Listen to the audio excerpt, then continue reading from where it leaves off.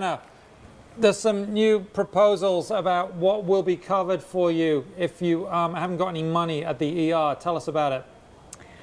Yes, this is a proposal from the state's Medicaid agency that would kick in on April 1st.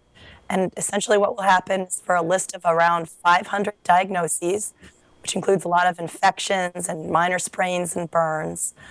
If a Medicaid beneficiary comes to an emergency room for one of those diagnoses, the visit won't be paid for, except for a screening fee if the person has a private plan version of Medicaid. When you say a screening fee, do you have a feel for roughly how much that would be, Anna?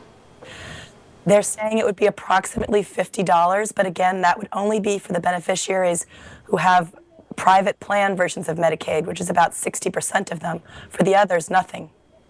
So you could be turned away for what sort of thing? Could you list some ailments that you shouldn't have if you're on Medicaid in Washington state going forward? Well, one of the interesting things is you probably won't be turned away. What the doctors and the hospitals are complaining about is that under federal law, they are required to screen and stabilize people who come to the ER no matter what. So you probably won't be turned away. It's just your doctor and hospital might not be paid for what they do. The conditions include things like urinary tract infections, ear infections. They include a fungal infection of the heart that some of the doctors mentioned to me as something they thought was perhaps too serious to be on this list. So the doctors wouldn't get paid. You'd probably still get treated, or at least they say by law you'd have to get treated. How are the doctors and the hospitals reacting to this? As you might imagine, they are very, very upset. They are saying essentially they're going to be forced to give care that they won't be paid for. The state says many of these conditions may not need care. You should really be sending these people to doctors' offices. But the doctors say in many of these cases, no, we can't send people in the middle of the night to a doctor's office. They might not have one available. And sometimes these conditions are very urgent.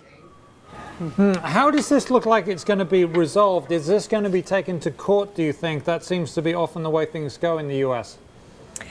Very insightful question. In fact, it's already been to court and could possibly be there again.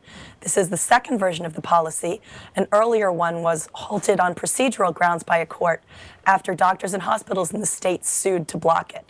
This is now the second iteration, and the doctors and hospitals are just as upset as they were the first time around, and we'll have to see what they do next. Is this practice being replicated in other states, Anna?